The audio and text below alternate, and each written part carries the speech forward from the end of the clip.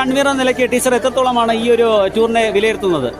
പറയുകയാണെങ്കിൽ ഇപ്പോൾ കുറേ കാലമായി ഞാൻ ഈ സ്കൂളിൽ വർക്ക് ചെയ്യാൻ തുടങ്ങിയിട്ട്, പക്ഷേ ഇങ്ങനെയൊരു ട്രിപ്പ് ആദ്യമായിട്ടാണ്. 2 ദിവസത്തെ ഒരു ട്രിപ്പ് കുട്ടികളെ കൊണ്ട് നമ്മുടെ സ്കൂളിൽ നിന്ന് പോകുന്നത് ആദ്യമായിട്ടാണ്. വളരെ നല്ല ഒരു അനുഭവമാണ് ഇതിൽ നിന്ന് മനസ്സിലുണ്ടായിട്ടുള്ളത്. കുട്ടികൾ വളരെയധികം ആസ്വദിച്ചു. 2 ദിവസത്തെ യാത്രയാണ് പ്ലാൻ ചെയ്തത്. വെള്ളിയാഴ്ചയാണ് യാത്ര സ്റ്റാർട്ട് ചെയ്തത്. 20-ാം തീയതി, ഡിസംബർ 20-ാം തീയതി വെളുപ്പിന് 5:30 മണിക്ക് സ്റ്റാർട്ട് ചെയ്തു. അതിനുശേഷം അടൂരെത്തി കുട്ടികൾക്ക് പ്രഭാത ഭക്ഷണമൊക്കെ നൽകി.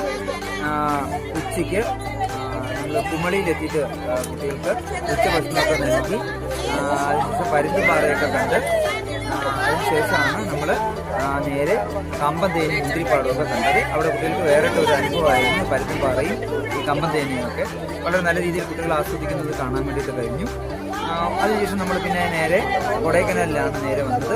കൊടൈക്കനാലിൽ രാത്രി എത്തി കുട്ടികൾക്ക് നമുക്ക് അപ്പാർട്ട്മെന്റ്സ് റൂമാണ് തയ്യാറാക്കിയിട്ടുണ്ടായിരുന്നത്.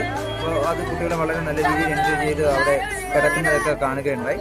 അപ്പോൾ അതിനുശേഷം രാവിലെ തന്നെ നമ്മൾ ബ്രേക്ക്ഫാസ്റ്റ് ഒക്കെ കഴിഞ്ഞിട്ട് അവിടുന്ന് ഇറങ്ങി അവിടുന്ന് 2 ചെറിയ ടൂറിസ്റ്റ് ബസ്സിലല്ല 2 ചെറിയ വാഹനങ്ങളിലായിട്ടാണ് നമ്മൾ അവിടെ നിന്ന് സൈറ്റ് സീയിങ്ങിനായിട്ടൊക്കെ ഇറങ്ങിയത്.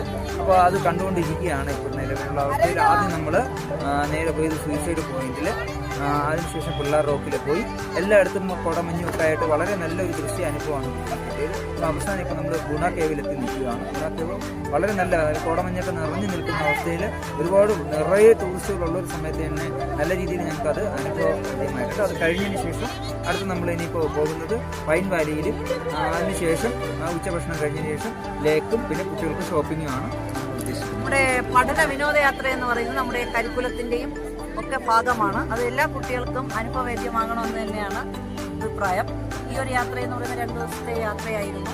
കുട്ടികൾക്ക് കാടും മലയും പുഴയും വെള്ളച്ചാട്ടവും പ്രകൃതിയുടെ വിവിധ തലങ്ങളിലേക്കുള്ള യാത്രയായിരുന്നു ഇത്. അത്തരം അനുഭവം കുട്ടികൾക്ക് പ്രകൃതിയോട് കൂടുതൽ അടുത്തറിയാനുള്ള ഒരു അവസരം ഒരുക്കിയെന്ന് തന്നെയാണ് അഭിപ്രായം.